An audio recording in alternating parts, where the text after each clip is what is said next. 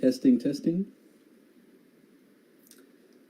Hello, everyone, and welcome to our second official biannual research rumble. I'm your host, Omri Koch.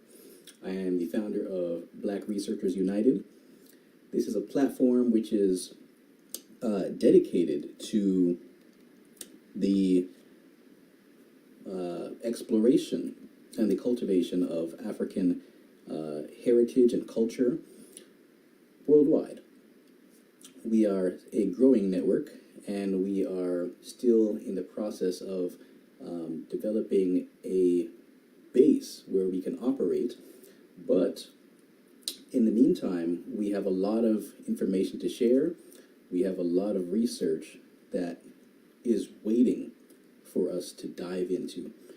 Today, the topic that we want to discuss is African religions, Continental and Diasporic. There is so much to say about this topic. It is a topic that is not very well understood. For today's discussion, we are going to have a very special guest. His name is Asante, and I see he is just joining the Zoom. I'm going to go ahead and let him in, and we are going to give him the opportunity to introduce himself.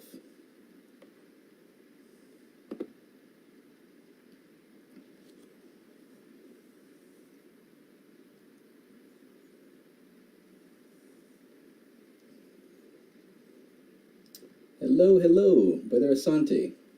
Are you there?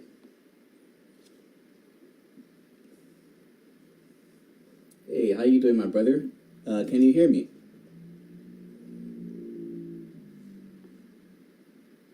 Okay, it says you're connecting to your audio. I'm just going to give you a second there.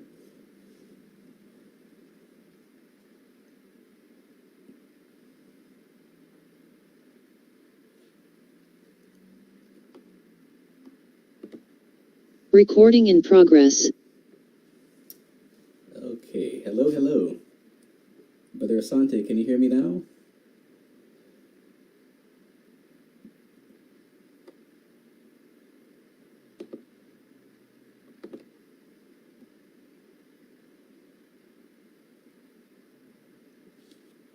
Okay, can you hear me?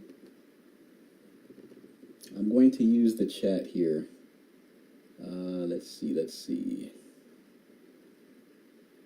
Where is our chat? Oh, here we go.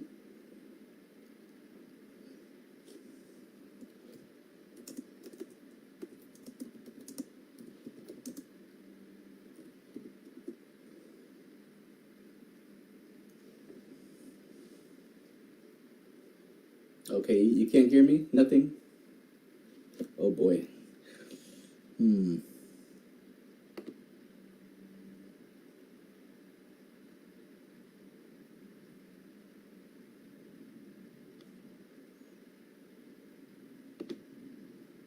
Okay, testing, testing. Can you hear me now?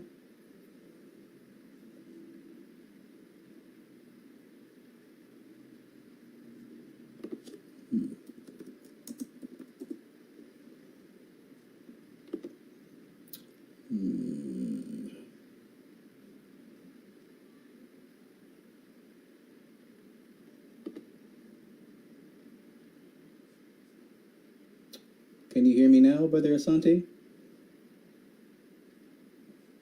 Okay, and I see you're muted. Yeah. Okay, I can hear you too as well. Huh. Okay, fine. Yeah, that's interesting. Yeah. Okay. I was trying to use this microphone here, but since that wasn't doing it, I just decided I'm going to just switch to the regular thing, use my computer. And it seems to be working. Seems to be working. Yeah, well, switch back to your other microphone and see if it works now. Okay, yeah, let me do that. Yeah.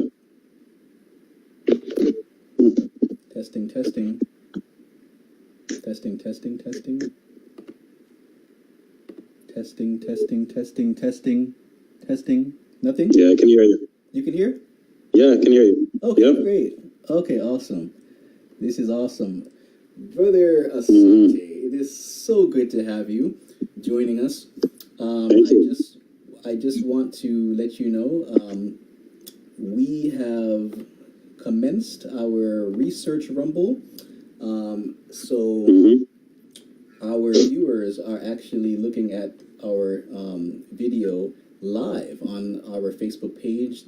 That is the Black Researchers United Facebook page. So I just want to make sure that you're aware. We are. That's fine. Yes, we are live, and this video is also being recorded, so that those who are not able to actually attend the Zoom or watch it live will be able to catch up later. Right. All right. So, and is the other gentleman joining us? Okay, yes. Thank you for reminding me, Brother Asante. We had invited a few other persons who I was really, really excited to hear this evening. People who have some experience in this subject, as well as Brother Asante.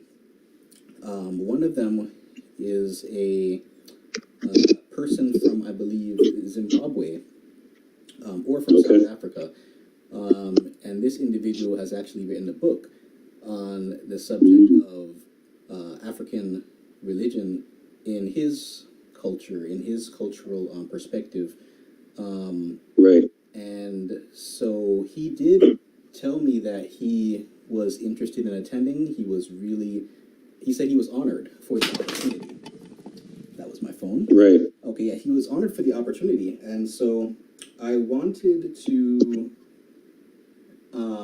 to just check with him and see if he was still able to join.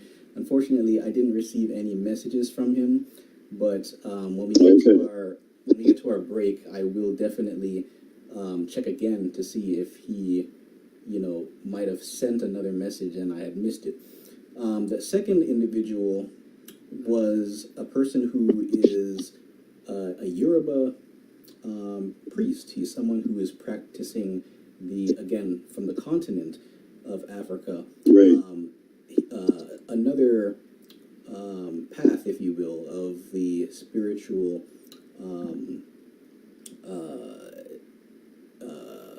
the spirituality, I would say. And so I had invited him. I sent him a number of invitations, and he was not responding to them. So maybe it's just a busy month. I don't know. Yeah, yes, But the final person who I did send an invitation to, she is someone who actually spent time among this community in South Carolina, which was established in the 70s, in the 1970s, and they are trying to practice traditional African spirituality. And so that one, again, is relevant to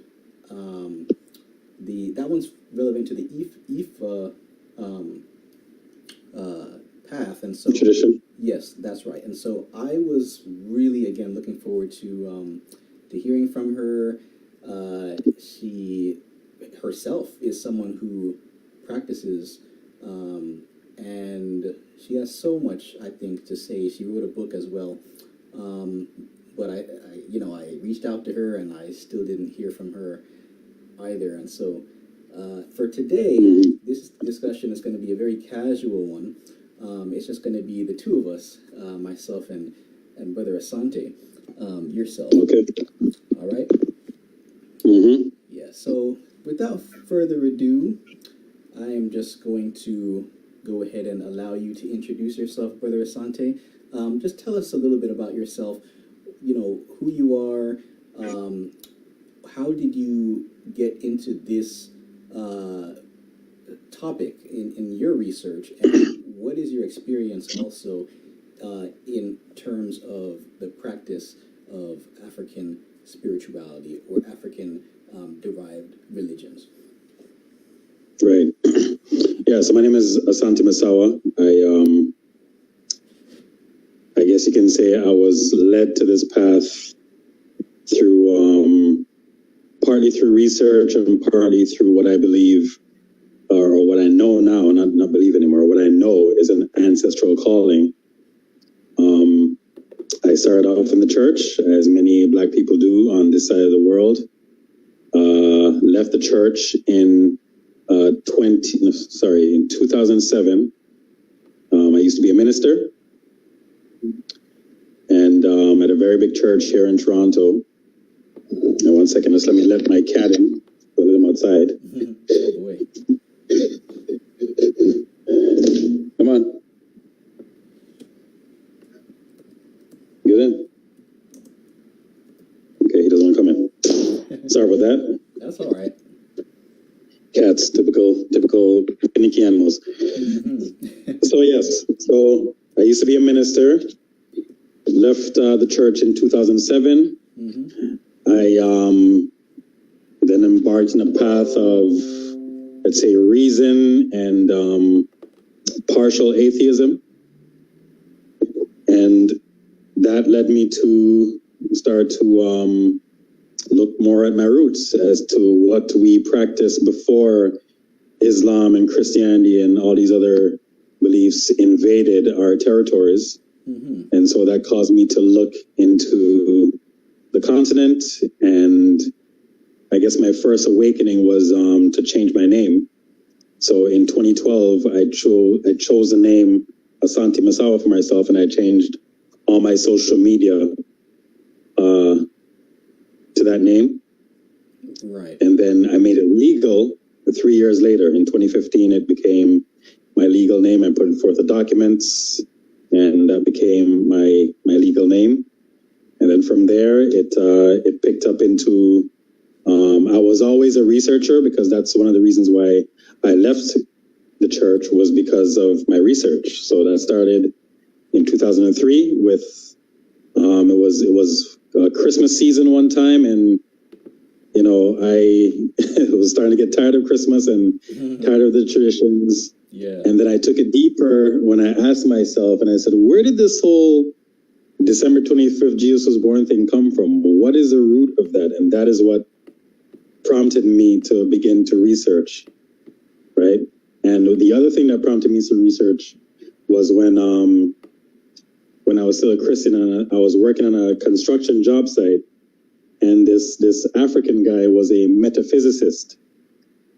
And we were working at the same site, and we were talking about the Bible and God and all this kind of stuff. And the stuff he was telling me, I felt like he knew the Bible better than I did. And I was a Christian at the time. And I was so offended. Because I'm like, I'm the practicing Christian. How does this dude, who's not a Christian, know more about the Bible than me? So that was another impetus to say, I need to know my stuff, So that Christmas really led me to start doing a lot more reading. And, I left the church, changed my name, and that's when my awakening really started to blossom once my name changed. And it led me to where I am now, where I'm in contact with an Obia priest who I consider my mentor.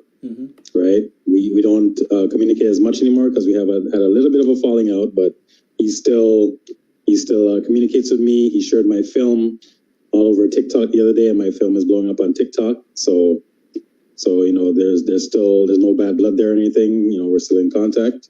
Right. But before our little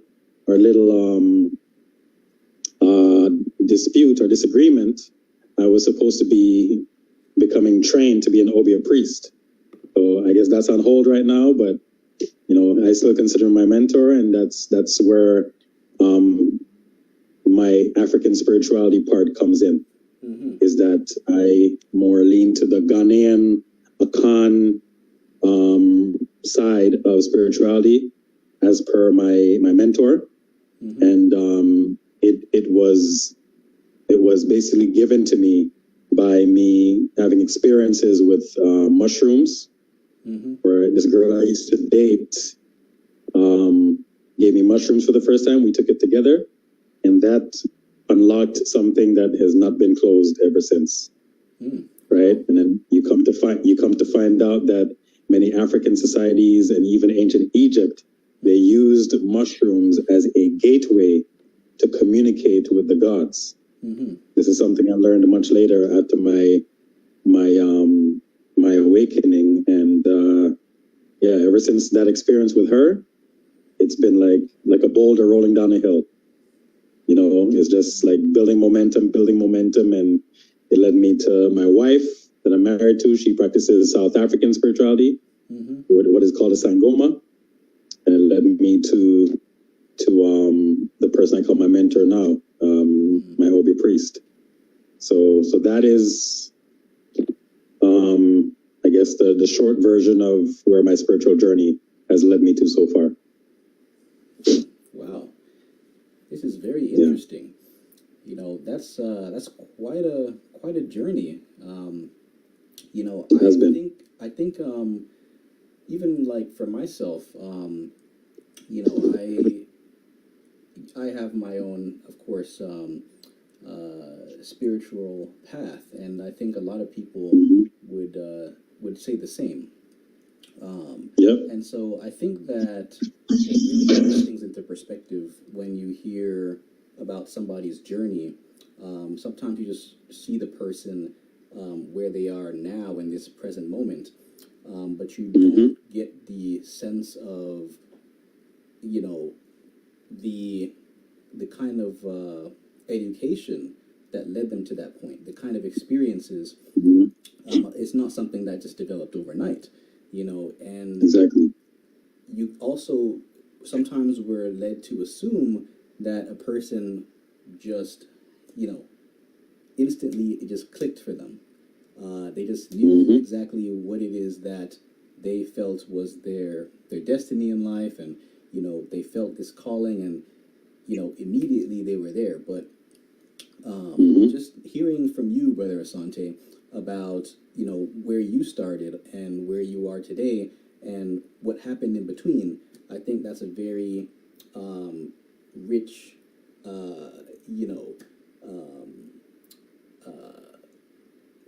that's a very, very rich story. I think that we can all, feel inspired in some way. I'm sure there's a lot of people out there who are maybe in the same sort of place that you were when you first started, and they're searching, or they're trying to learn more about their roots. They're trying to maybe see where it is that life is going for them, where they need to be. And I think it's very good for us to be able to hear from people who have already taken that path, who have already been on that journey, so that we can really get a better sense of where we need to go. Okay, so I am so happy, Brother Sante. We are so excited here at Black Researchers United. As I was saying in the beginning before you joined on the meeting, and for those who are just tuning in for the first time, this is our second official biannual Research Rumble. The Research Rumble, it is a discussion. We choose a research topic, and we invite people who have done the research, who have had the experience in that subject area, to come in, join us, and to talk about it. We have some really, really great questions today. And just to kind of, I guess, backtrack a little bit, our first research rumble was this time last year, again during Black History Month. We had a few guests on that one. We had Brother Dwayne Wong Omowale, we had Brother Mansa Mairi, and we also had another brother, Brother Abba, who all had very interesting points. It was, I would say, a success. There's no other way to put it. And so for this research rumble, again, our topic is African religions. We're talking about African religions on the continent of Africa and in the diaspora, which includes, of course, North America, South America, Central America, the Caribbean. Yeah. So I would also like to introduce myself. Once again, my name is Omri Koch. I am the host of the discussion. I am the founder of Black Researchers United. I want to share some of my references here. I have a number of books I've been reading on this subject, and for those out there who are listening who might not have any clue at all where to begin when they're trying to learn about this topic, first of all, I would recommend that you seek out somebody who has experience in this subject. Sometimes you do a little digging, you ask some questions, and you find out that there's somebody, who's in your area, who can explain these things and who can help you on the way. So the second thing I would say is, visit your local library. Maybe get online and do some searching and see what kind of material you can find. I can tell you I found a number of books which are actually written by persons who practice African religions and African diasporic religions as well. So the first book I want to share, this is the cover. It is called The Healing Wisdom of Africa, Finding Life Purpose Through Nature, Ritual, and Community. This book was written by Malidoma Patrice Somé. He was from Burkina Faso in West Africa, and he was part of the Dagara tribe. This man, he has I know them well. so much. Oh, okay. Brother Asante, you're familiar with Brother Some's work? I've heard his name, but not read his work per se. But I know I've studied a lot about the spirituality of the Dagare tribe of Burkina Faso, so I know the gist of what they practice. Wonderful. Yeah. Okay. So again, for those of you out there, you're looking for something, some way to read to learn more about this subject, this is a great book. Here's another book. This one is on the bottom. This book right here, it's called African Folktales by Vuza Mazulu Credo Mutwa. So Credo Mutwa, he not only was he a historian, but he was also a practitioner of he was. I know him well. Right, traditional Zulu spirituality. Yes. This is what you would refer to as a Sangoma, right? Like you were saying, Brother Asante. Well, he's a sorry to interject. He's a Sangoma, but he's a higher version of a Sangoma, which is also a Sangoma who's a historian, which is an Isanusi. Okay. So his title is not Sangoma, his title is Isanusi. That's like the highest form of a diviner or a healer and a historian in ancient Zulu. So Isanusi Sangoma. Isanusi. Yeah. Okay. Wow, you learn something new every day. I'm still learning. I appreciate you sharing that, Brother Asante. Yeah. And my understanding is that both Brother Mutwa and Brother Some actually passed away. Yes. In very recent years. Yeah. So I was supposed to meet him in 2020. Oh, wow.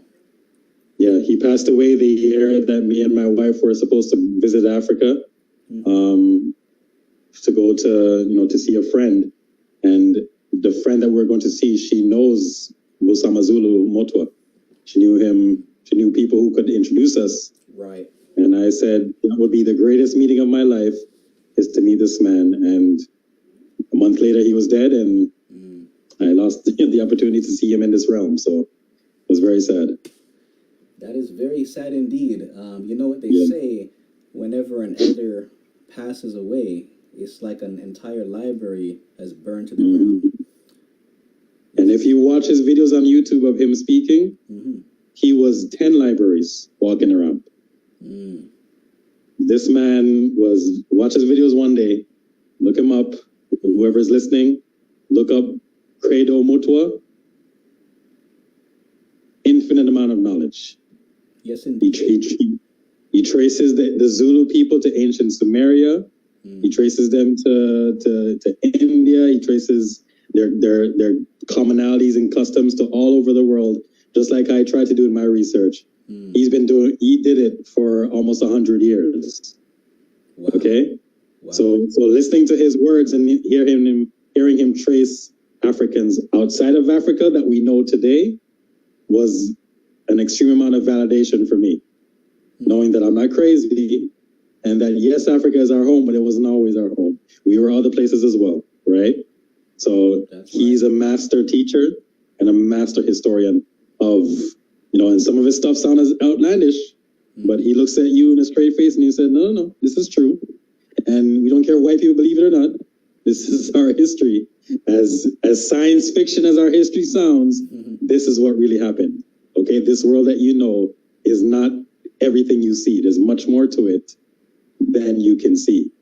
And I've seen a lot, and this is what I have to say. So he wrote that book that you have there, but his most famous book is a book called Indaba, My Children. Yes, this is the book, actually. You have it? Yeah, it's, I forgot to read the actual title. That was the subtitle is African Folktales, but the actual title is Indaba, My Children. It's at the top here. There you go. Yeah, this book was groundbreaking. When he first released this book, it was like secrets that had been hidden for so long were suddenly revealed. Yeah. And so it was a bestseller for a number of years, and even today, popular in Europe. So again, I would highly recommend this book. It's a big book, but Yeah, I've only read the first chapter, but I have the PDF on my phone to read the whole thing. And trust me, I'm going to sit down, and I've already started a whole notepad, taking notes just from things that he said. It's right here on my phone that I'm looking at right now, my other phone, sorry. So I love Mr. Mutwa, and I wish I got to meet him because I had a million questions for him. And some of my questions, I know no one's ever asked him this before, because a lot of people who so-called interview these African leaders are not people who actually practice, right? Especially when they're Europeans. And he has a few interviews where he's talking to a guy named David Icke, right?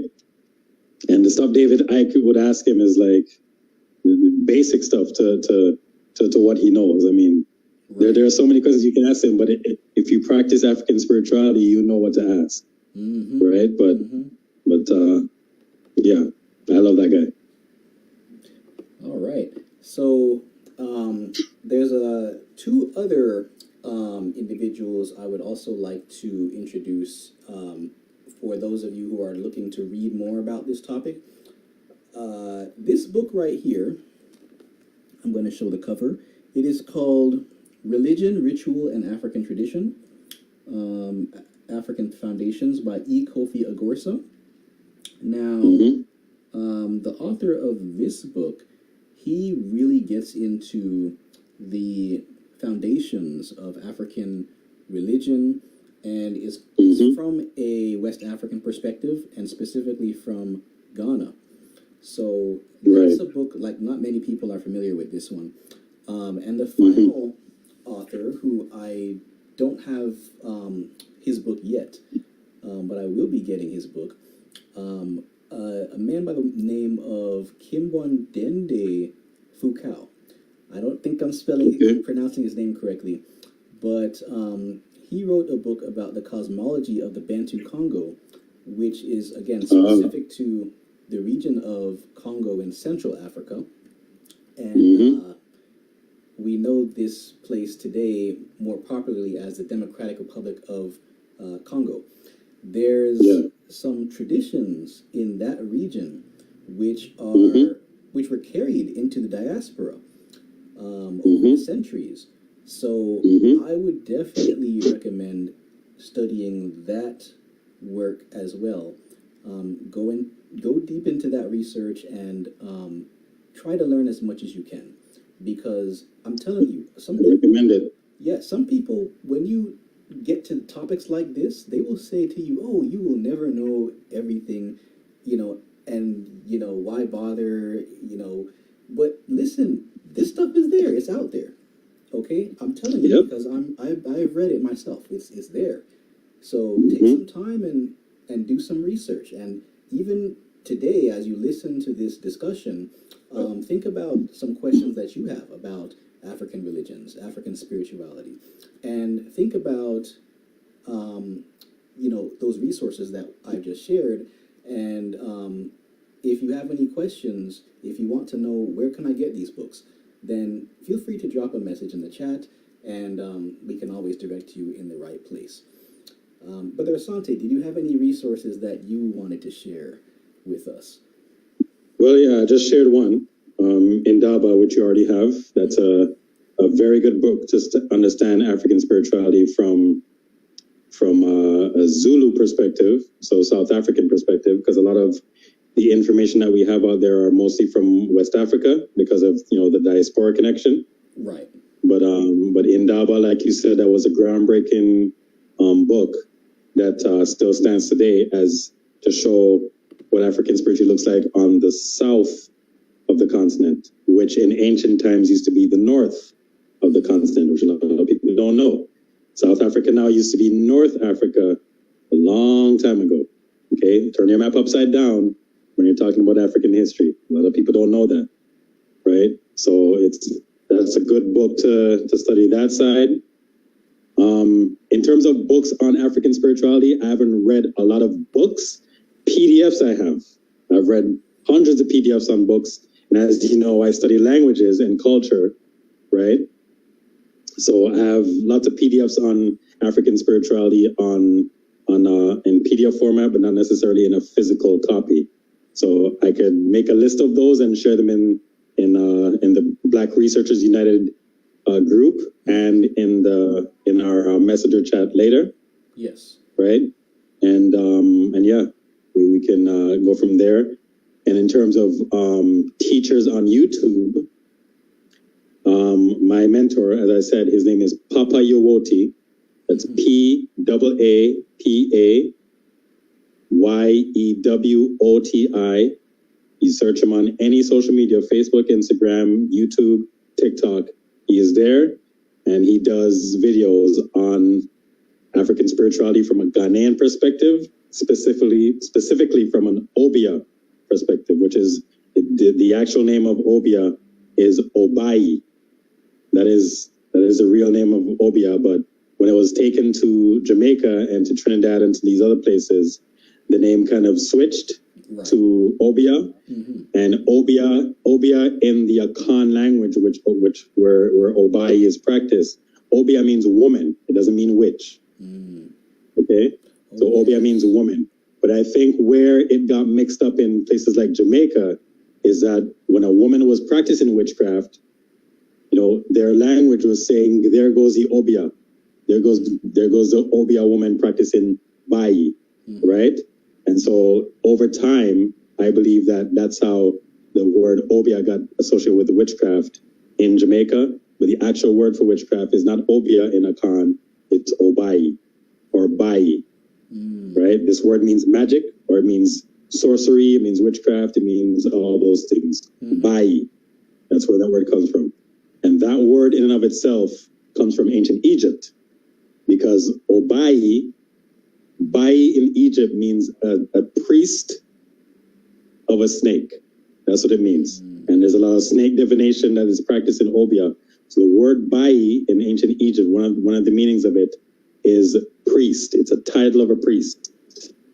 And the full meaning or the full word for a witch in ancient Akan spirituality is bai fo, right? So witch practicing person, bai fo, right? In ancient Egypt, bai fo means snake priest. Okay, so that's where that came from. And it goes even further than that to ancient Samaria, where the god, you're Jamaican, so you know what Anansi. Right. Right? Anansi in the ancient Sumerian pantheon, or not pantheon, sorry, the language. Anansi means the heavenly spider. Wow. In ancient Samaria. Yeah. That's what it means. We always right? The spider of the upper heavens. Yeah, we always talk about Nancy Spider stories, like you said. Exactly. It's very interesting to see how ancient, right. You know, like the ancient roots to all of those things that still today are recognized.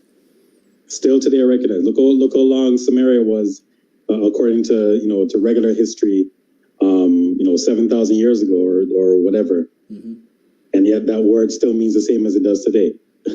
Right? It's associated with a deity from Africa that is now known as a storytelling spider. In Jamaica, he's much more powerful than that. He's a deity. He's an actual god from Ghana. And during my research, I found his name in the Sumerian language, and it means exactly what it means in Ghana. So, as you know, I take that to mean we must have been there. Right? And this is what Credo Mutua would talk about, because he traced the ancient Zulu also to Samaria. He traced Zulu beliefs and practices and names and titles of their deities in South Africa. He traced many of those to ancient Samaria. So that's why I say, at one point, many African tribes today that are in Africa now used to be in Europe and used to be in Asia.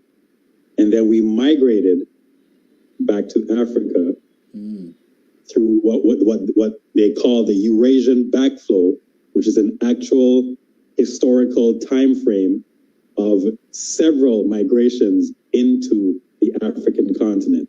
It's an actual thing. Look it up. Eurasian backflow. Interesting. Okay? We used to be there, and we came back to Africa.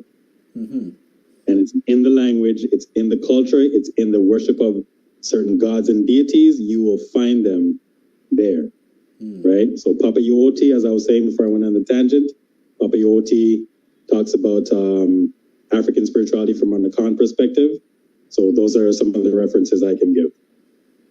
Wow. That is, that I say, like, that is really interesting to me. I can, for those who are watching, you can tell that Brother Asante, he is not an ordinary person.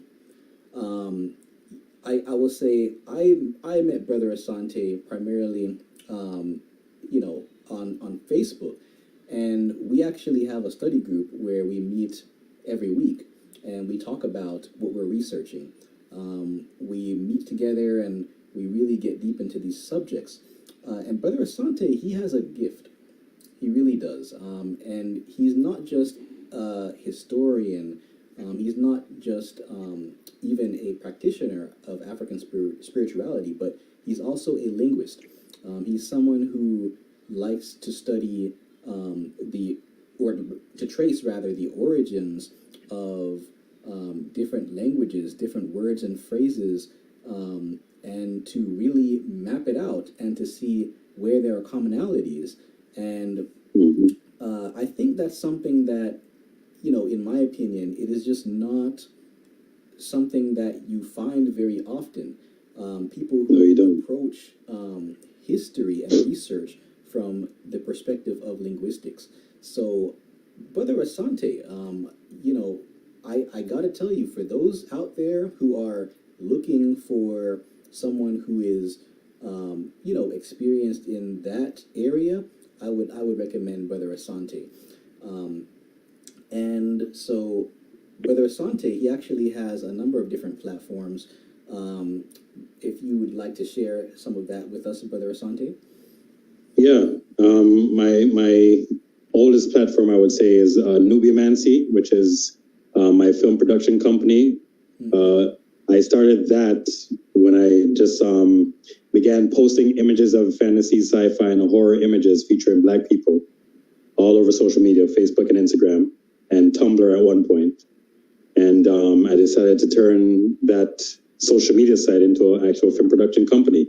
And we've produced 2 films and waiting on funding to produce the 3rd film, which is going to be an anime. Right, so if you search Nubiamancy, that's Nubiamancy, on not so much Facebook because that page got hacked. So Instagram, I'm very active on, and I have a YouTube channel as well. And since my film is blowing up on TikTok, I'm gonna have a TikTok soon. So nice. So they'll come, and my latest engine, let's say, is my page that only posts about history, which is Omo Farafina. So Omo Farafina is basically where I share tidbits of my research, because I have like hundreds and hundreds of notes on research, and every week or every few days I try to pick one tidbit of the many and share it in a meme form or in a picture format where I guide you through certain facts. And then I leave my sources at the end or in the comments or attach it to the picture. So Omo Farafina is my history page. And a lot of it is history that you've never heard of, but there's documentation for it linguistically. There's documentation for a lot of it archaeologically. There's documentation for it in written texts. There's documentation somewhere for anything that I say. I can show you where to find it. Okay, so none of this is made up. Omo Farafina, look it up on Instagram and Facebook. YouTube is coming because I'm going to start editing videos and talking about this history.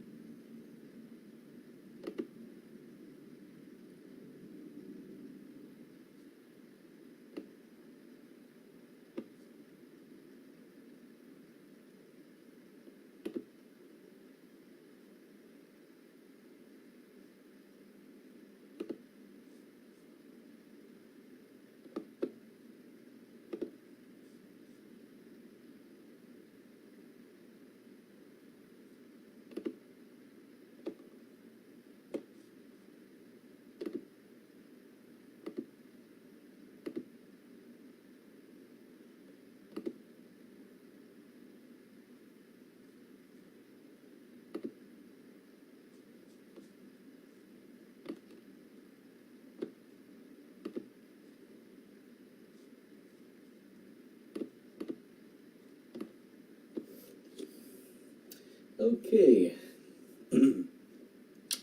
Hi again, everyone. We are going to resume our research rumble in just a few minutes. When we come back, we will get right into our discussion. We have a few questions lined up. Once again, for those who are watching, the topic for today is African religions, Continental and Diasporic. We are just reactivating our meeting link. So for those who are joining the Zoom, you can just go ahead and do so as we open the room again. Stay tuned.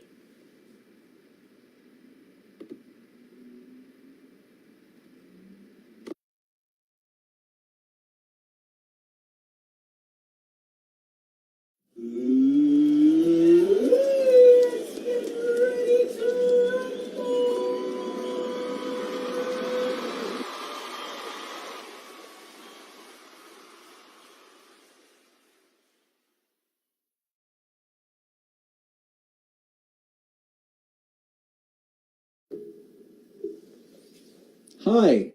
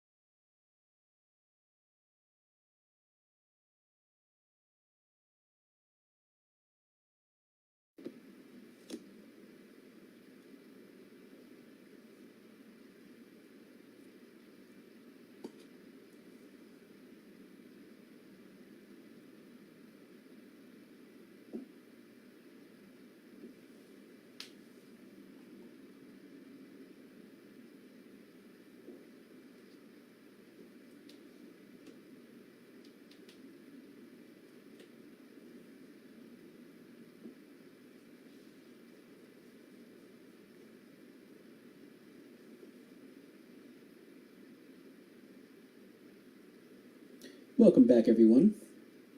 We are just waiting on Brother Asante, so we're going to just give it a few minutes here.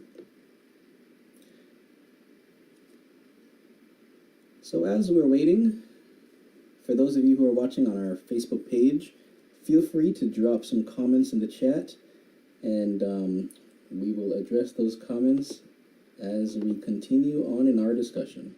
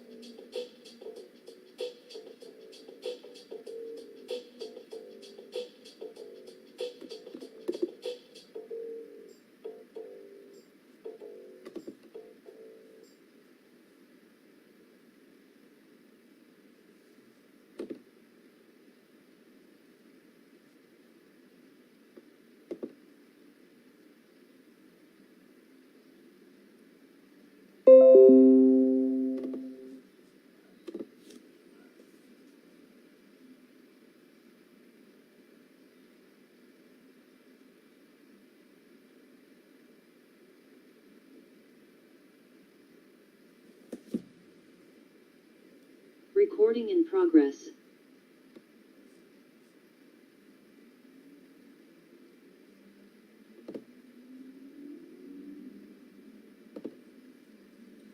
Okay, can you hear me? Testing, testing.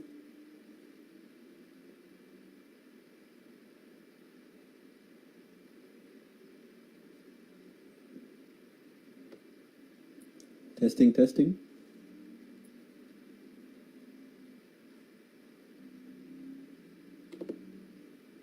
Testing, testing.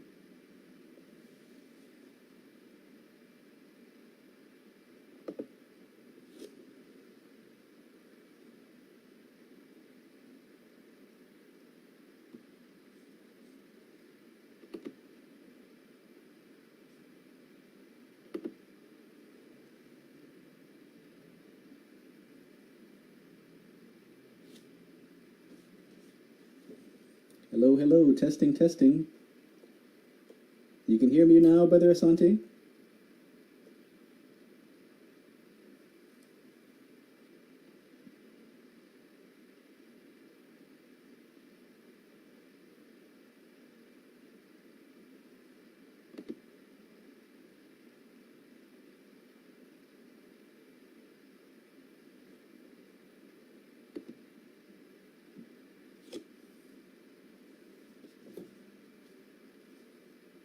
All right, just a moment, folks. I'm trying to see if we can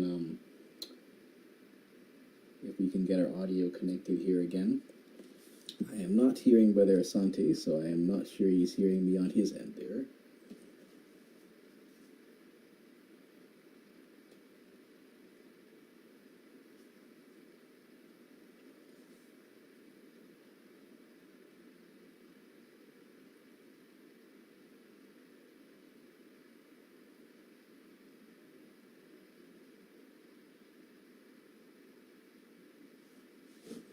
You can hear me now, Brother Asante?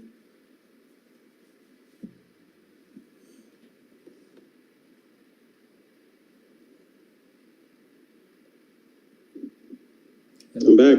Oh, okay. Okay, I thought we were having some technical difficulties. No, just setting up my space better. Okay, all right. Yeah. So do we have 45 minutes again before it cuts off? Yeah. So we just got to be aware of that. What we're going to do is we are going to. I just have a few more references to share, and then we're just going to jump right into our discussion for today. For this evening. At the top of the hour. So, let me just make sure we got our live stream is healthy here. We got everything set up still. Yes, we do. All right. Okay. All right. So, once again, for those out there who are just tuning in, this is our second official biannual research rumble. I am your host, Omri Koch, the founder of Black Researchers United. I am joined today by Brother Asante Masawa. He introduced himself, and he has quite an extensive knowledge base and some experience as well in this subject, not just as a researcher, but also as a practitioner. So, when we started the stream earlier, we had a little talk about generally African spirituality. You know, what is it? What kind of resources can we study? How can we learn more about this subject? And so I do want to share some more here. I have with me a few more books. This is a book I just started reading recently. It actually came out at the end of last year, I believe in October. The name of this book is Banning Black Gods, Law and Religions of the African Diaspora by Daniel N. Boaz. All right. So this is a great book for those of you who want to learn about how African religions have become so restricted in the present day, which is one of the questions that we're going to explore today. Now, second book here, Obia and Other Powers, The Politics of Caribbean Religion and Healing.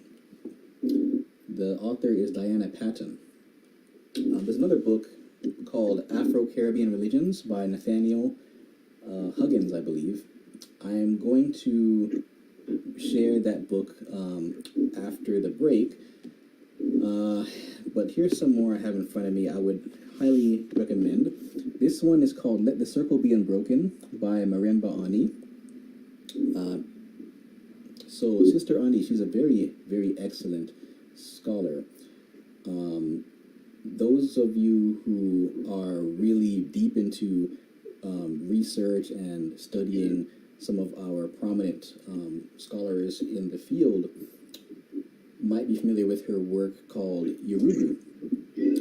I would say this is another book that is an introduction to the subject that we are discussing today. The subtitle is The Implications of African Spirituality in the Diaspora. Brother Masawa, were you going to say something? No, just listen to you. Okay.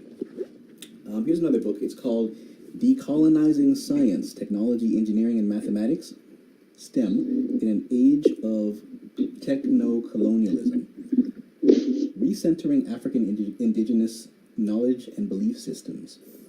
This book, it was not very easy to acquire, but if you do manage to get a hold of this, it's a very rich text. There's a lot here which is relevant to, I would say, the present state of African indigenous knowledge and the future of those knowledge bases. And then I have a few other books which really help to expand this topic in terms of the history. So I have a book here called Health, Healing, and Illness in African History. This book is by a Rebecca Lee. Now, she is not a practitioner of African religions. She's just someone who has read other books on the subject and has also put this volume together, which has not been done before. I don't think there's a book that exists which is approaching this subject from, I would say, a kind of a broader perspective. A lot of books out there kind of focus on individual cultures, but this book, I think, it brings a lot of that together. Then there's this book here. This book is called The African Transformation of Western Medicine and the Dynamics of Global Cultural Exchange by David Baranov. I've read this book. I think it was very revealing in terms of the fact that African spiritual traditions and the knowledge that comes from those traditions have really contributed a lot to Western medicine. Even though it just is not very much acknowledged, this book really, exposes the ways that those cultural exchanges were beneficial to us and continue to be beneficial to us right now. I highly recommend this book. So those two books I just mentioned go into, again, the history of what colonialism did to Africa and is still doing to Africa in terms of the field of medicine. There's another book here. This book is called Human Sacrifice and the Supernatural in African History. The author is Lawrence E.Y. Imbogoni. You can read the title there and the author's name. I have not yet read this book, but I'm looking forward to it. And then two final books. Actually, four final books. There's a lot, I'm telling you. Like I said, Brother Asante, Believe you. there's no excuses because all this is out there. None. Look how many books I have here. Exactly. Yeah. So this is an old book right here. This book is called African Life and Customs, first published in 1908 by Edward W. Blyden. So Brother Blyden is considered one of the founders, if not the father, of Pan-Africanism. Okay, so I will definitely look into this book. He is someone who was from St. Thomas, an island in the West Indies, and he traveled to Liberia in West Africa because he wanted to connect to his roots, and he was very big on encouraging others to do the same. So he lived with African people on the continent and learned a lot about their culture and their religion as well. So those of you who want to get that kind of perspective, it's a great book. There's a book here called Maroon Heritage, Archaeological, Ethnographic, and Historical Perspectives. Again, by E. Kofi Agorsa. He is the editor of this volume. That's the same gentleman who wrote this book here. Okay? Okay. So we might be familiar with the Maroons. Those of us who hail from the Caribbean. I have family from the Caribbean. Myself and Brother Asante, actually, we have Jamaican heritage. And so, you know, this is a topic I think that very much pertains to Maroon culture. Those of you who want to go into that direction in terms of African spirituality, and we can definitely talk about it in our discussion today as well. Now, the final two books here, these two books are relevant to the history of slavery specifically. This one's called Society and Culture in the Slave South. The editor is J. William Harris. All right, and finally, this book here, it's called Social Control in Slave Plantation Societies. Author is Gwendolyn Midlow Hall. This book focuses specifically on Haiti and Cuba, and it compares the dynamics of those two societies during that time in our history. So, without further ado, let's jump right in. Let's do it. All right. So, once again, African religions, continental and diasporic. Our first question for our discussion. This is a question that is very much a personal question, and so it's directed to our guest, Brother Asante. All right. So the question is, drum roll, please.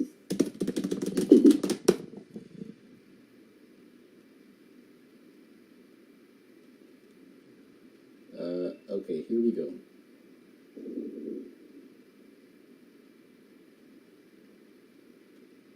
All right. The question is, Brother Asante, does your practice constitute a religion? I understand there's a lot of confusion between what is religion, what is spirituality. A lot of people will say, oh, I'm not religious, I'm spiritual. You know, so, you know, help us understand, Brother Asante, based on your experience, based on your studies, how is there a need to differentiate the two, and how do you identify your practice, your traditions? Please share. Well, in Obia, Obia itself is not a religion. However, there is a religion from the people that Obia comes from. Okay? So the traditional religion of the Akan people of Ghana is a religion called Akom. Okay? And Akom speaks to spirit possession. Okay? So if you've ever been to what they call a charismatic Christian church, where people are running the aisles and speaking in tongues and doing all that stuff, that's a tradition I grew up in. That, let's say, spirit possession-like practice comes from ancient practices such as the Akom, which again, like I said, it speaks to spirit possession. And in Akom, and what they call an Akomfo in Akan means priest. An Akomfo is someone who has the power to be an oracle of the gods. So when you go to an Akomfo in this religion, how you get responses to your answers is by a deity called an abosom inheriting the body of the priest and speaking to you in that manner. Okay? So that is called spirit possession, and it is also called being an oracle, or if you want to use a new age term on this side, it's a medium. Okay, so the person is being used as a medium to inhabit the body of a spirit that can then communicate with you. Okay, so in a calm, that is their practice. So that's the religion of the Ghanaian people of the Akan tribes. Obia is not a part of a calm, but it is kind of a militaristic extension of it. Right, my mentor would describe it differently, but this is my view of what I have gleaned it to be, where it is not a comb, but Obia was meant to go higher than a comb. So the questions and the things that a comb cannot deal with, Obia can definitely deal with, because Obia is more all-encompassing. Okay, and many Akom priests are also practitioners of Obia. Okay? Wow. So they practice the religion of Akom, but they also are a Baifo, which is a witch, or a witch priest. They are a Komfo. Okay? My mentor's official title is Bonsam Komfo, and it means he's a priest of a nature spirit called a Bonsam. Okay? And if you talk to a lot of Ghanaian people, they see it because of, Christian mindsets. They see the Bonsam as the devil. Okay. The Bonsam is not the devil. The Bonsam is basically a deity charged with enforcing the judgment of the gods on people who break the rules. That is what the Bonsam is for. And, okay, and if you want me to use a biblical tie-in to that, when you read the Old Testament versus the New Testament, you will notice that the Old Testament God, or let's say manifestation of God, is much more intense than the New Testament version of him. Okay? In the Old Testament, there's stories of a person trying to save the Ark of the Covenant when it was about to fall over. Okay, and this poor guy was trying to save the Ark of the Covenant. However, in their traditions back then, the Ark of the Covenant can never be touched for any circumstance, any reason. Right. Okay, you must. That was a law. That was a taboo. You never, for any reason, touch the Ark of the Covenant that inhabited the Spirit of God. Okay, but there was this incident. People that could do it. I don't think it's even specific people. Not even the priest could touch it, right? You could carry it in a certain way, but to touch the actual ark was forbidden. Right, and maybe they had to wear some gloves too. Yeah, once the spirit was in the ark, you could not touch it. Okay, so this ark was about to fall over. This guy tried to save the ark, and he died on the spot. Died on the spot, right? And there's other scriptures in the Bible where you would think that God, in his New Testament form, he's very merciful. In his Old Testament form, well, yes and no. He is merciful, but there's other instances where, it takes a different form. And the reason why I'm making that connection between the Bible and the Bonsam is that the Bonsam would be the militaristic side of the Old Testament God. Okay? Ancient African spirituality has taboos. If you break those taboos, back in those days, you died. Okay? Right. Just like the Old Testament Bible, this is the law. You break it, you die. You Right. do this, you die. You do this, you will be sacrificed because your blood will be used as atonement for the sin that has been committed. That is how Obia and many other African spiritualities work in their ancient form. So that is what Obia is. So when you hear people talking about this demonic spirit, this evil spirit from Africa, they're not demons. Okay? There's a side that is very merciful in African spiritualities, and there's a side that if you break a law, there are consequences, and there's no forgiveness for your consequence unless blood has been shed, either the blood of an animal or the blood of a person. Okay? So that's the difference between Obia and Akom. Akom is the religion of Akan. Obia is the militaristic, healing, teaching, and other stuff arm of the Akan people. It is a higher form that higher forms that Akom doesn't reach. Akom is for everybody. Obia is for initiates. Okay, I see. Okay, so Obia is Akom is a state religion. Obia is the secret society. So Okay. you're saying that one is a religion and one is a sort of a institution. Right. Okay. Exactly. And it's made up of male and female. Okay. The male leads the Obai circle. Okay. The Bonsam Komfo or the Komfo. And then he has assistants or people who work under him, and they are the Baifo. Okay. And a lot of their stories, shockingly to a lot of people, have inspired the stories of a vampire. Okay. The stories about vampires is actually the story of the Baifo, because some of their abilities are the abilities that you would see in a lot of, let's say, supernatural science fiction and horror TV shows. Right. A witch from Ghana can do stuff like that. Okay? They can travel through time and space and, be in Africa, but be in your room at the same time. Doing things that you can't stop. You could call on whichever god you want. But if you anger a Baifo or if you broke a taboo, they can get to you. Okay?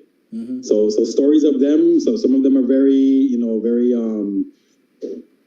let's say violent, very, let's say homicidal, murderous. And, when you think of a person being killed, you always think, oh, well, what an evil act. But what if that person raped a child? What if that person stole money? What if that person told a lie that caused somebody else to get in trouble or die? Right. So you only see the person being killed or his family being devastated. You don't know the reason why he's being devastated. He broke a taboo. She broke a taboo, and the consequences, just like in the Old Testament, is death. Right. It's a very serious thing. Yeah, it's interesting how you compare Christianity and African religion. Like you were referencing the kind of distinctions between the Old and New Testament, where in the Old Testament, you see one aspect of God, which is very much a God who is, jealous or expressing vengeance, who is leading a group of people and very much executing judgment on their enemies. Yep. In the New Testament, there is an aspect of God which is more personal. Right. God in human form, who lives among the people and who shares their struggles, their pain, their anguish. And even you talk about the death of that that deity, really. Is so much passion there, right? And even though, we see it as merciful and, loving and all of that, in the end, there is still the consequence, right? Because, the Bible says that the wages of sin is death. right? And so Exactly. there's still a consequence for it being in this life, for living in this sinful world. And with African spirituality, like you're sharing there are consequences for our actions. You know, from what I've been reading, with African spirituality, I'd like to kind of help the audience, help the viewers to understand this a little deeper in terms of these taboos, in terms of these, consequences for actions. In African spirituality, there's this notion of a balance, right? Everything must be balanced. And when things fall out of balance, there's a need to correct that. So, for the African practitioners of African spirituality, one of the things they would do is if there is something plaguing the community like a disease, you know, like some series of unfortunate events, they would call the community together, right? And they would have a meeting in which everyone would come clean. They would basically, if something is going on and it's been kept a secret, they need to come forward and to expose the issue. They need to talk about it. They need to, you know, really just share, what's happening, because if they don't, then this problem will never be, resolved. And so I think that it's important for us to understand that. For me, I come from a background of healthcare, and there's a lot of applications there, because if you are engaging in certain behaviors which are risk behaviors, you're going to face some kind of consequence down the line. You know, the most common one that they talk about is smoking, right?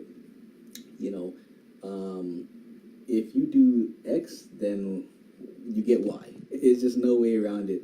If you continue to, follow in that path, doing these things to your body, you know, consuming certain foods which are harmful for you, then your body is going to have some breakdown further on. And so that is something that's important for us to understand. And, you know, given that perspective, would we really say that it is a religion? It is spirituality. You know, some people, Brother Asante, say, "Oh, I'm not religious. I'm spiritual." What do you have to say about that? Well, it's a loaded term. You know, the essence of religion is spirit. Okay, and what a person from my mentor's understanding, when a person says I'm religious but not spiritual, is that you want the other to way reach around. the. They say they're spiritual but not religious. Sorry, sorry, sorry. Yeah. I'm just twisting my words. When we hear people say they're spiritual but not religious, is that they want the higher realms of understanding the spirit world, but they don't want rules. They want no rules, no guidelines, and unfortunately, true spirituality does not have rules. Okay, it has rules. Some of them you won't like, you know, but they do have rules. My mentor talks a lot about the things that you can and cannot do if you're initiated in Obia, the things that you can and cannot do if you're initiated in Ifa and whatever, right? And I'm sure if Credo Mucho was alive, he'd say the same thing. That in our practice, this is what it is. We know that there are very loosey-goosey sangomas out there who have told you that anybody can become a sangoma if they're called. No, sir. No. No. Oh, no. So those white people getting initiated as Sangomas, it's not happening. And one thing that you can know with people who call themselves spiritual versus religious is, and these are the types that you'll see them a lot. And I spoke about this in one let's say dispute that we had in the group, where I think you and another person were mentioning, people who they kind of mix deities. So they take some from Ifa, some from Obia, some from Hinduism. They talk to Kali over here, then they talk to Yamoja over here, and all new age type of spirituality. And this is what it is. It's very new age. In the actual countries where these things are practiced, you cannot do that. Okay, it is forbidden. It is offensive to a deity of a certain practice for you to say, and oh, by the way, I talked to Kali the other day when I was traveling in India, and I think we should integrate her beside your altar in my home. Okay, you talk to an actual African deity, you probably won't live to see tomorrow if you're an actual initiate. Right. Okay. Okay. So again, making a biblical connection. God is a what? A jealous God, right? You shall have no other gods beside me, no other gods before me. There's no gods behind me. I'm here, and that's it. Okay. So you're saying it works the same way. It works the same way. Yeah. Okay. African If this is your pantheon of gods, it doesn't matter. It doesn't matter the changing of the times that happen in the, let's call it the real world, in the spirit world. In the spirit world, it remains the same. I see. It remains the same. The passing of time does not change the fact that this is how it's done, and to become a Sangoma or to become an Obia priest or to become an Ifa initiate, you have to go to the river, and in some of those practices, you have to go under the river. Okay. Okay? And you have to stay there until they're done with you. You can't be worried about drowning.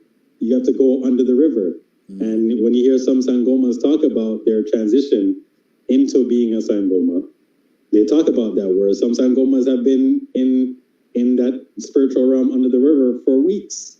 Oh, wow. Weeks. Okay? And they tell you what they saw, and they tell you that they've been accepted, and then they have to come back and tell their masters what the deities under the river have said to know that they've been accepted, along with other rituals that they have to do.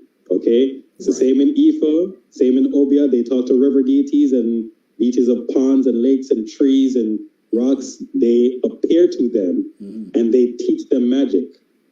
Okay? That's interesting. You mentioned the word ritual.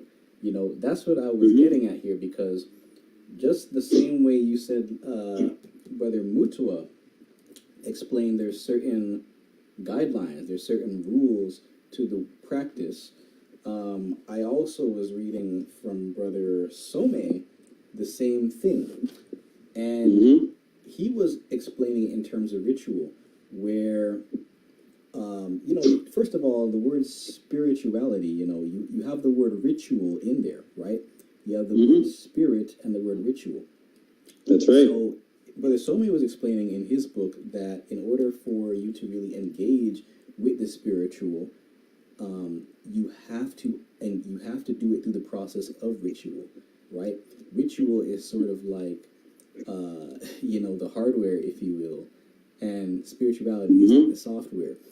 And That's right. For them, in tangent to work.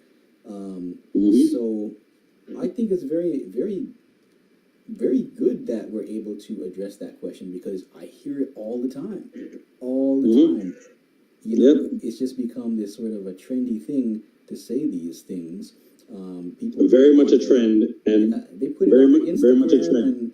And they'll just kind of make it like, oh man, if they see someone who is taking this too seriously, then it's a problem. You know, Yeah, so we got to be. it's very much a careful trend that has led to a lot of what I'm saying, where people have this very loosey goosey view of spirituality, including African spirituality, and you know the attempt to let everybody who wants to practice our traditions practice our traditions, right? Right. And you know, a lot of these, let's say, white people and Hispanic people who are being initiated as so-called priests in our practices. Again, a lot of them have never been.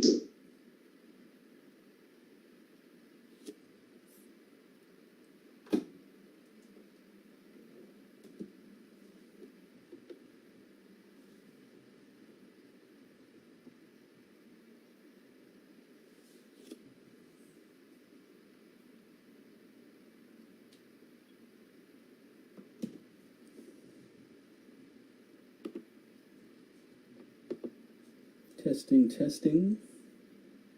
Okay.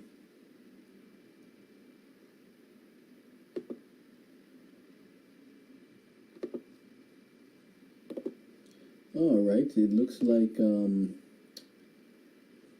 it is time for another break. We again, for those of you who are just joining us again, we are discussing a very, very important topic here. Recording in progress. That topic is African spirituality. So we were just on a very, very interesting role here with Brother Asante. Brother Asante, again, he's someone who has studied this. He's someone who also practices. So he has a lot to share. He has a lot of experience and a lot of knowledge. So we just got cut off on the time limit there on the Zoom, and so I'm just bringing Brother Asante back into the conversation here. But while we are waiting, our viewers out there, do you have any questions for us? If you do, feel free to drop some questions in the chat. Drop them in the comment section under the video, and we will be sure to address those questions when we get back to our discussion. Stay tuned. Once again, this is our second official biannual research rumble. It is February 2023. We are discussing the subject African religions, Continental and Diasporic.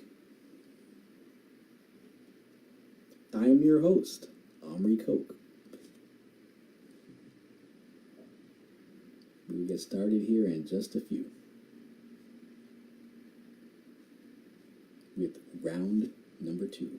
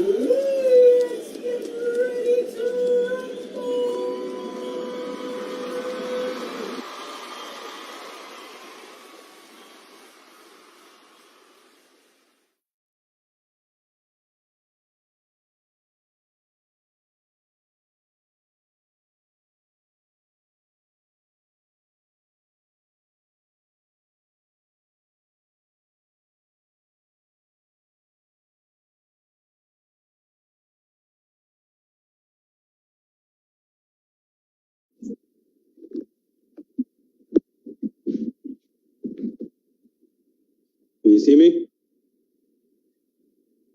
Okay. I can hear you, but I can't see you yet.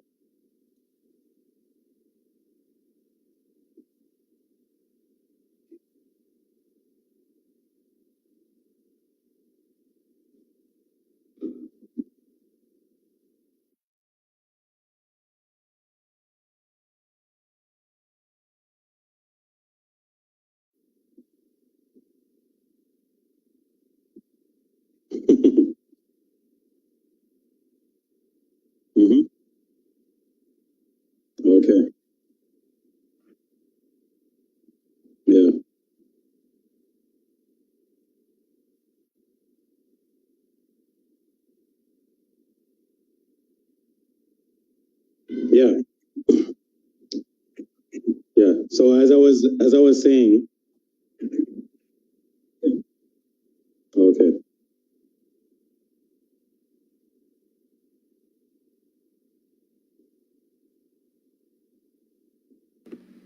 Okay, testing, testing. All right. So, we are back with our official second biannual research rumble. Once again, the subject of discussion today is African religions, continental and diasporic. I am your host, Omri Koch, the founder of Black Researchers United. I am again joined here by Brother Asante. He is someone, again, who is very well knowledgeable on this subject, someone who has experience personally in this topic, which is African religions. And so we are going to pick up where we left off here. The first round, we discussed the subject of whether we should refer to this as a religion or as spirituality. So for round two, the question for round two, I think Brother Asante, you also had a point to make. So just hold on to that for just a second. But I just want to share that our question for round two is, again, drum roll please.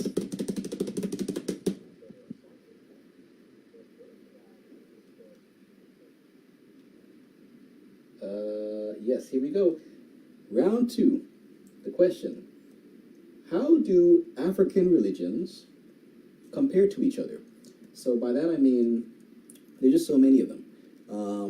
Or I should rephrase that rather. There's different paths, right? Yep. So a lot of them have very much the same, the same, or I would say parallel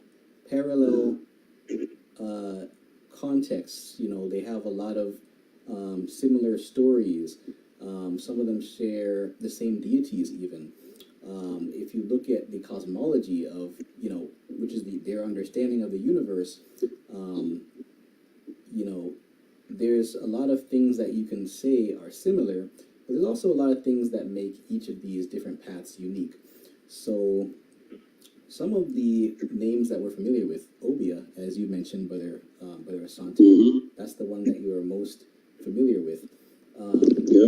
Then we have on the continent, there's certain religions which are the Ifa, right? Tradition in West Africa. There is in Central Africa, in the Congo, they have their own tradition. There is in among the Zulu, they have their own tradition, right? Even in East Africa, I've studied, I think, the very least amount of the religions there in the eastern part of the continent. And then in the diaspora, you have, most people are familiar with voodoo, which they associate most often with Haiti. You have some in Brazil, right? Brother Asante, you know some of them. You have Santa in Cuba, right? So again, the question, Brother Asante, is how do African religions compare to each other? And I mean compare and contrast. Should I finish my previous point before I answer it, or? Absolutely. Please do. Yeah. Please go ahead. Yeah, so we were talking about, spiritual but not religious, that type of thing. So the point I was making was that the bringing over of our religions to places like Brazil, like Cuba, like all these South American and North American countries has introduced our spirituality to another group of people that are not us, right?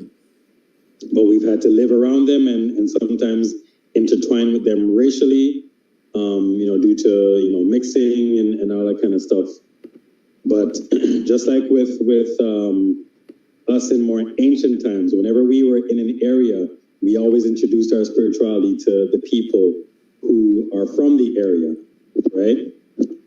And so with our most recent migration, which is slavery, now you have a lot of these people, white and, as I was saying, Hispanic, Latin American, who are, as my mentor would call it, practicing our traditions and think that we are not necessary for them to do so. Right? Believing that they can contact the deities or whatever that we contact just as easily. And it's not true. Some of whom are the ancestors, right? Yeah, contact the deities and the ancestors. That's what I mean. A very specific lineage. Yeah, a very specific lineage. Yeah. And what you usually don't hear about these practitioners on this side of the world who do that is them going to Africa to make sure that the gods there have accepted them into the tradition, right? But they just believe, well, because I'm Brazilian, this is my heritage. Because I'm Cuban, this is my heritage. No, that's not the way it works. This religion was brought to you, to your sphere from Africa, but it still belongs to Africans. Oh, okay. Right? And with Africans mixing voodoo and Mbanda, Candomblé, Santeria, Palo, all these different traditions with Catholic gods and goddesses or Catholic, belief systems, that has also caused a lot of these people to look at our spiritualities as something that, you can mix this here and there, when they don't realize that the reason why the Africans mixed them was not because they were adopting Catholicism, is because they were still trying to practice the traditions, but hiding it from their slave masters. That's why they did that. That is not the authentic way to practice the tradition. Okay? Now, the ancestors would have understood back then why you're doing it, and so they would be more lenient. You are in a dire position, and you still want to reverence us, but not at the expense of your freedom or your life. Right? Now you don't need to do that. Okay? So now you're seeing a greater push in a lot of our traditions to go back to how it was traditionally practiced, not the way it was practiced from slavery times until now, right? That has caused these other people to think that, because it's mixed with Catholic deities, so I can come in and become an Umbanda, and we don't need any Yoruba people to tell us anything, So it's been pro and a con in terms of us introducing our spirituality to the other end of the world, but them now taking it and making it this loosely based thing that anybody can adopt, right? Now, when it comes to comparing, what was your question? How do you compare African spiritualities? So, how do African religions compare to each other? Compared to each other? And I mean, in many ways, as far as if you look at the continent, like I said, there's all these different regions, and they have very specific names. They have very specific deities, and they have their own understandings of the universe and their place in it. And then if you look at the diaspora, there's also distinct paths. And so, there's some connections, there's some ways that they are intertwined, and there's ways that they are very unique, very distinct. So that's my question. How do they compare? How do they contrast? I don't know if I would, comparative analysis is always very, very important to put things in a scope that you can understand, the commonalities and the differences. I do it all the time when I'm doing my research. But in terms of how they compare, you have to understand that for every tribe in Africa, there's a different spiritual system. Okay? Yes, there's interlap. Right. And yes, there's times when some tribes were one tribe and now there are 10. Okay? On different sides of the continent. Right? So you, in those tribes, especially with the Bantu tribes, you'll find a lot of commonalities in how they practice their spiritual systems, and then you'll find some confusion in that the notion from a lot of outsiders, especially people who don't know much about like the intricacies of Africa, is to think that all of us are Bantus. All of us come from the Bantu lineage. Mm-hmm. That is not true. Okay? Nope. There's Bantu, which is a very significant portion of the African people, right? But the Bantus is one section. Okay? Like Akan people from Ghana, Mm-hmm. they're not Bantus. Okay? Mm. They look Bantu, but their language tells you that they're not Bantu. Okay? The Gara people, Burkina Faso, same thing. Mm. They come from a similar background as the Akan people of Ghana, the Gara people. They're also not Bantu. Okay? And again, you know it from their language and their spirituality. You go over to East Africa, the Luo people, the Luo tribe, one of the biggest tribes on that side, not Bantu. In Kenya. Okay? In Kenya, Uganda, Tanzania, they live in that area, right? Mm-hmm. Also not Bantu people. They live beside Bantu tribes, like the Kikuyu. The Kikuyu are Bantu. Mm-hmm. Okay? But the Luo are not Bantu, the Kalenjin are not Bantu, right? And other tribes in that area. And then you come to South Africa and to Namibia and places like that. Lots of Bantu tribes, but the tribes beside them, same thing. They're not Bantu. Right. And their spiritualities are as different as night and day sometimes, but they still share some commonalities. They share some words in common, some practices in common. Mm-hmm. The Yoruba people are another one. Right. Also, not Bantu people. They don't speak a Bantu language. They speak a different type of language.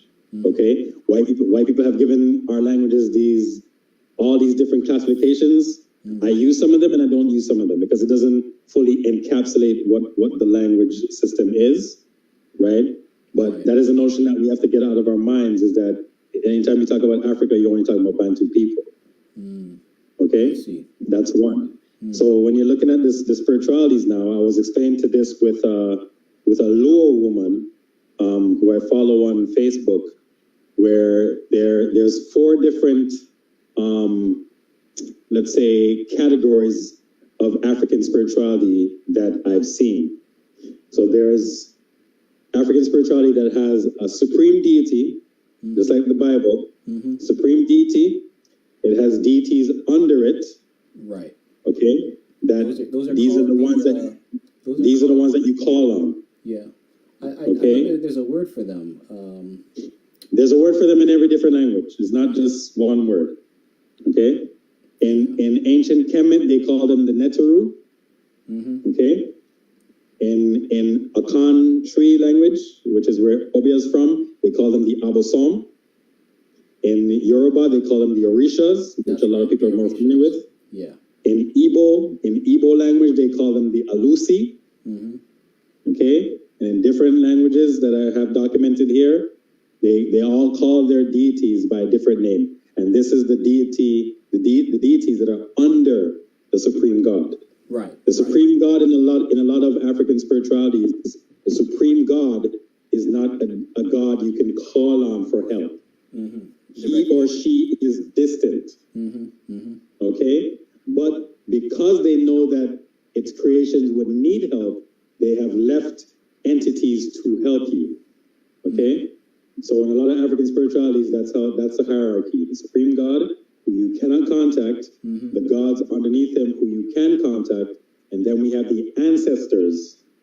These are people who used to be human and are dead, but their essence, their spirit is still able to be communicative with the real world. Mm-hmm. You can also contact them along with the deities as well, right? Mm-hmm. And then another hierarchy in a lot of African spiritualities, you have the supreme God, like I said, you have the deities, you have the ancestors, and then you have the nature spirits. Right. Okay? Right. The nature spirits are not gods. They're not like gods that live in heaven. They live right beside you in a rock, in a tree, in a river, in a mountain. You know, you go all the way to Papua New Guinea where the black people are there. All their deities are nature spirits. Okay, when I'm studying those black people, they rarely talk about deities above. They talk about more deities of nature. Right, right. Okay, so some African spiritualities have all those tiers of different entities you can call on, and then there's some African spiritualities where some African spiritualities that I've read, they don't have a supreme god, but they have the deities. Okay, the deities rule together, right? And they have the ancestors and they have the nature spirits. And then there's others where they only have a supreme deity, they only have the ancestors, and then the nature spirits. And then, right? So they basically cut out the middleman with the deity aspect. Right. And then in some of these different religions, there's a different understanding of the creation. You know, some of them have a creator. They have a creator god, right? And then they have some that were like assisting in the process of creation. Exactly. Yeah, and then sometimes those gods are conflated as one, right? Where you have the god who is first, who creates the god who creates the world, right? And that's confused a lot of people. But the Bible illustrates this when you want to talk about the Trinity, how there's God the Father, okay, and the Word was with God when He created humanity, okay. Christianity didn't start that. That goes back to ancient Kemet. That goes back to ancient Akan. That goes back way back, where the supreme God and before the God was classified as a man, it used to be a woman. Okay, so the supreme God would create the deity who would create the world. Okay, in Kemet they call that deity Ptah. Okay, that was the creator god, but Ptah was not the supreme god. Right. Ptah was simply the god who created humanity, and then over time it changed to another deity. I think sometimes it was Set. Set, the deity who is now known as the god of chaos. Right. That's where we get the word Satan from. It's from Set. Okay. There's some beliefs where he is a creator god, and he was, I guess, usurped and replaced with somebody else. And because of that replacement, he's now angry and is lashing out against people, hence Satan, right? So there's many different manifestations of deities, spirits, nature spirits, heavenly spirits, ancestors that we can call on. And some African spiritualities have them all, and some only have a few, okay? And like I said, it's as different as night and day, but you have to be very specific. Interesting. That is very interesting. And there's another aspect of the sort of those entities that we don't really, we don't really hear about very much. You know, like you said, there's an understanding of spirits which can inhabit different objects, right? Yeah. But now, how about in the way that the practitioners are able to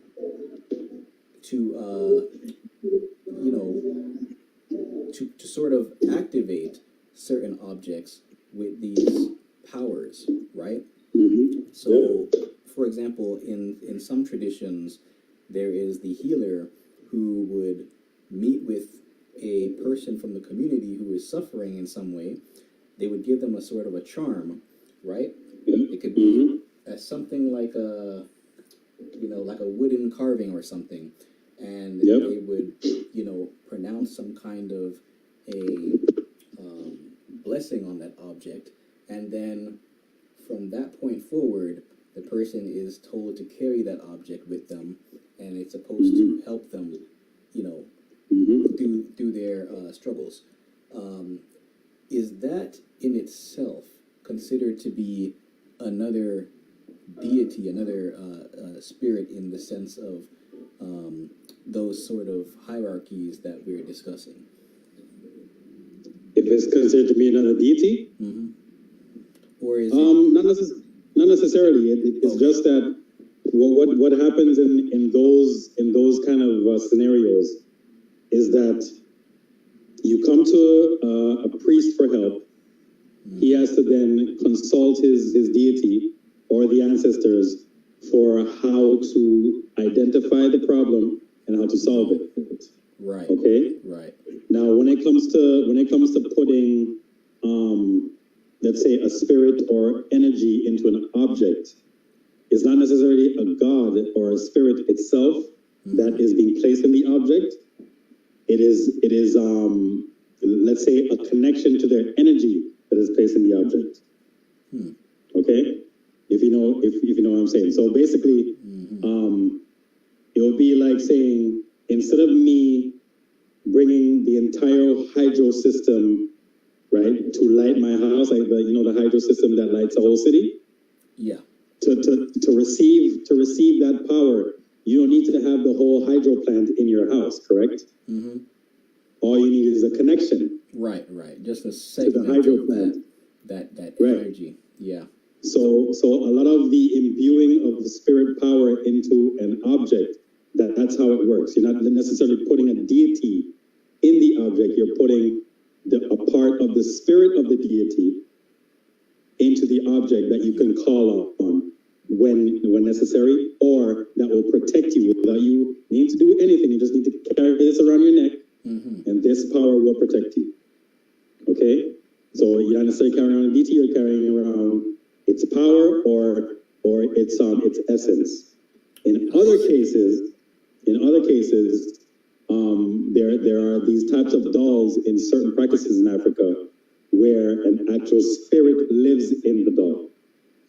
Okay, so we know this from the practice of dolls mostly from voodoo and from movies, right? But many different African cultures practice it, and in some pictures that you can find online, you see that some of these dolls have nails attached to them, like a nail, or not nail, like several nails. Yeah. And they also have a square or a circle inside their stomach, and this is where the charm that connects to the deity or the spirit would be held to place into that doll, right?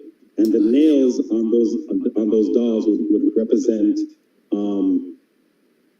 either a curse to someone, right? Like I think their name would be knocked into the doll, or like a piece of hair or something that they held or they touched would be attached to the doll, and then this person could then have witchcraft sent to them for whatever reason, whether it's justified or unjustified, right? So in those cases, an actual spirit would be in the doll, right? But not in all cases. Not in all cases.